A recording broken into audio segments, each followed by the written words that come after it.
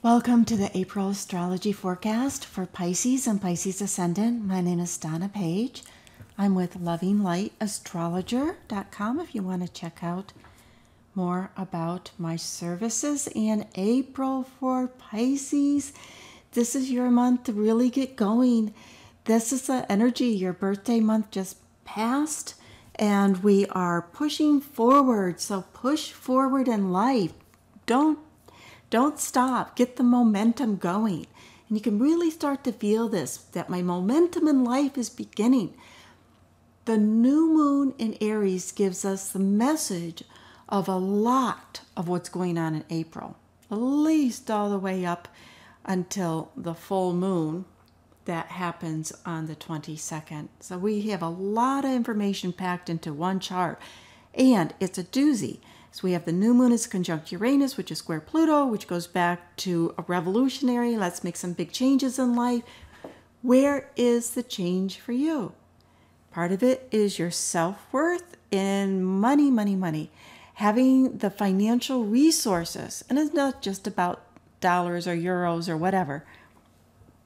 It's being able to have an abundant mind, an abundant life. And it can include some ideas about, sounds great, I want to do this, I want to do that, but it does cost money. But there's this motivation to make some changes in order to feel freer in life, to feel that you can risk more in life. Not risk with your head in the sand, but having a courageous risk. And part of this risk can be stepping out of your comfort zone and saying, this is what's important for me. This is what I need to do for myself. And we have 3 planets are hanging out at the same declination, Mars, Saturn, and Pluto. And those are sort of like the bad boys of the neighborhood, where they can, when they get together, they can create a little bit of havoc here and there. And yes, they have some good, obviously there's some good aspects to it. But traditionally, Mars and Saturn, if you wanted to find out what do I need to pay attention to so something negative doesn't happen to me, what you pay attention to is where Mars and Saturn is. And they are both going retrograde this month, which means they will be powerful. Whenever a planet's stationed, station means going direct or retrograde, it's powerful. April 18th, Pluto goes retrograde. April 17th, the day before, Mars goes retrograde. And for what that means for you is this Mars retrograde with Saturn is rethinking. There's this energy about your work. Where do I want to put my effort into my work? And there might be a inner or outer struggle that happens. I want to do this, or they want me to do that. Who's right, who's wrong? There could be a bit of a push-pull. Or you could find the people that you're working with, they're just shouting off their opinions left and right. I think this, I think that. Though sometimes it's good for Pisces to stay undercover and out of the way of the slinging words. And that can be, that just can be your safety zone or your safety net. But at the same time, it's not about not standing up for yourself, but standing up for yourself in a way that's powerful and that's healthy. As a matter of fact, we have the asteroid Hygeia, which is hygiene and health, connected to the North Node in your what's called your solar 7th house about other people. So it is about having healthy relationships with other people, especially people that you feel there's some sort of give and take partnership with.